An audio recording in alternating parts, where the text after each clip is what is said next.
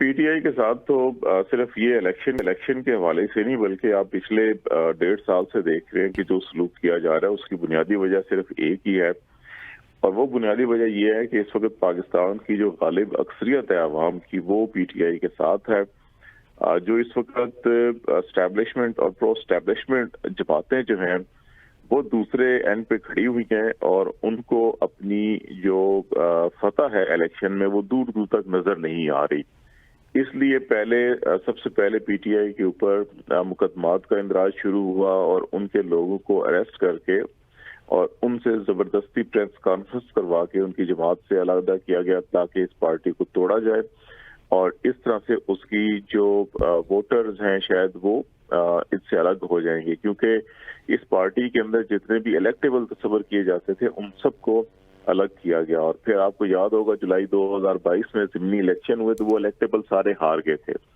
उनमें से सिर्फ 3 लोग जीते थे, 17 हार गए थे, 20 इलेक्शन हुए थे। तो उससे ये अंदाजा हुआ जो पीडीएम में शामिल जमातें थी कि अब जो है सारे मिलकर भी वो इस जमात का मुकाबला नहीं कर सकते। फिर उन्होंने ये प्लानिंग शुरू की गई कि इलेक्शन से किस तरह से इस जमात को अलग किया जाए। उनकी मजीद जो मेंबर्स थे जो पीटीआई के खालिसतन नौजवान लोग थे या पीटीआई से वाबस्ता थे, उनको बाद में 9 मई के मुकदमात में उनको शामिल किया गया और फिर उनको प्रेस कॉन्फ्रेंस करवा के छोड़वाया गया और फिर आईपीपी जमात बनाई गई और उसमें शामिल किया गया। उससे भी बात न बनी तो फिर ये इलेक्शन पीटीआई का इंटर पार्टी इलेक्शन जवाज बनाया गया और ये कहा गया कि 2 दिसंबर को जो इलेक्शन कहा गया है वो हुआ ही नहीं है। अब अगर इसमें 2 चीजें बड़ी अहम है। एक तो यह है कि 2 दिसंबर को इलेक्शन कमीशन के कहने पर तहरीक इंसाफ ने दोबारा इलेक्शन करवाया था। 8 जून 2022 को तहरीक इंसाफ का इलेक्शन हुआ था और उसमें उनके तमाम जनरल काउंसिल के लोग शरीक हुए थे, शेड्यूल अनाउंस हुआ था, हर चीज हुई थी और उसमें वो बिला मुकाबला ही मुंतखब हुए थे। लेकिन उसमें प्रोसेस सारा जो है वो कॉन्स्टिट्यूशनल जो पीटीआई का वो कंप्लीट किया गया था। लेकिन इलेक्शन कमीशन ने ऑलमोस्ट 1.5 साल जो है उसको केस वो चला, उसके अंदर फिर आखिरी कोई 2.5 महीने जो है हेयरिंग कंप्लीट हो गई थी और फिर इसको फैसला महफूज कर लिया और आयन इलेक्शन के मौके के ऊपर आके ये उस वक्त फैसला सुनाया इलेक्शन कमीशन ने। और उसमें ये नहीं कहा कि उनके इंतखाबात आइन के मुताबिक नहीं हुए या उसमें कुछ मसला हुआ। उसने कहा कि आपकी कौंसिल की तश्कील ठीक नहीं थी, इसलिए आप दोबारा इलेक्शन करवाएं और 20 दिन के अंदर करवाएं। अब ये ऐसा मौका था कि जब आप देख रहे हैं कि पंजाब और खैबर पख्तूनख्वा में रोज 16 एमपीओ 3 एमपीओ के तहत गिरफ्तारी के अहकाम जारी हो रहे हैं, उनकी तमाम लीडरशिप जेलों में, ये अंडरग्राउंड है। ऐसे हालात में उन्होंने फिर ये इलेक्शन करवाए। अब इस इलेक्शन के ऊपर भी जो इलेक्शन कमीशन का एतराज है वो ये है कि आपका जो सेक्रेटरी जनरल ने इस्तीफा दिया असद उमर ने, वो किधर है दिखाएं। अब पूरी दुनिया ने देखा, उन्होंने प्रेस कॉन्फ्रेंस की और वो छोड़कर चले गए। जिसके बाद जो है कि उमर अयूब को ये चार्ज दिया गया सेक्रेटरी जनरल का। तो उसमें ये था जी कि जो वो के हैं और ये जो तकर्री है ये आइन के मुताबिक नहीं है और इसलिए जो तो उन्होंने इस्तीफा पेपर पे नहीं दिया, प्रेस कॉन्फ्रेंस में ही दिया। वो सारे ही प्रेस कॉन्फ्रेंस करके जा रहे थे।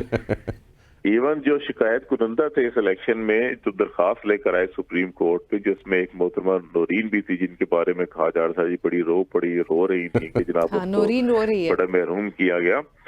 वो मोहतरमा भी आपको याद होगा कि गालिबन मार्च या अप्रैल के बाद जब ये चौधरी सरवर जो है अलग हुए थे, आपको याद होगा तहरीक इंसाफ से उन्होंने प्रेस कॉन्फ्रेंस की थी जब काफ लीग में शामिल हो रहे हैं जी। तो उन्होंने जो फहरिस्त पेश की थी और जो उनके साथ वहाँ पे स्टेज पे लोग मौजूद थे उनमें ये मोहतरमा नौरीन साहिबा भी थी।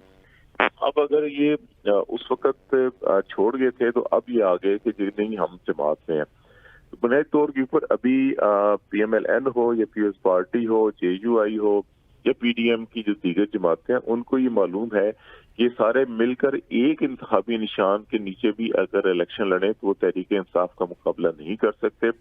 इसलिए ये तो हमें कुछ 1.5 साल पहले इस्लामाबाद में जो हुकूमती हल्के थे, हुकूमती लोग थे, वो हमें बता रहे थे कि अगला जो इलेक्शन होगा जो मर्जी कर लें उसमें तहरीक इंसाफ भी नहीं होगी और बल्ले का निशान भी नहीं होगा। तो ये तो जवाब बनाया गया सिर्फ, अभी जैसे इलेक्शन ऐसे नहीं हुए वैसे हुए। वो पंजाबी में कहते हैं ना, आटा गूंदे हिल्दी क्यों, कि भाई आप आटा गूंद रही है तो वो जब सास नूंह का कोई लड़ाई झगड़ा हो जाए तो फिर वो सास अपनी बहू से जो है ना कि कोई बहाने ढूंढती है मारने के लिए, तो आटा गूंद रही है, हिल क्यों रही है। तो ये पीटीआई के साथ भी यही हुआ है कि आटा गूंदे हिल्दी क्यों। और तो उन्होंने ये करना था, ये करते वो करते, कोई बहाना बनाते। उन्होंने इसको इंतखाबी निशान नहीं देना था, ये साल 1.5 साल पहले फैसला हो गया था, इलेक्शन से इसको दूर करना था। लेकिन अभी भी बेचैनी और परेशानी है हुकूमती हलकों के अंदर, क्योंकि जो इनको असेसमेंट्स मिल रही हैं मुख्तलिफ शहरों से कि उनके जो वोटर्स हैं वो खुद अपने उम्मीदवार और उनका इंतखाबी निशान ढूंढ के अपने घरों के ऊपर लगा रहे हैं। तो ये इनके लिए अभी भी परेशान कुन सूरत हाल है कि अब इससे कैसे निपटना है। तो ये देखें, अभी आने वाले दिनों में शायद कुछ और सख्तियां भी हों।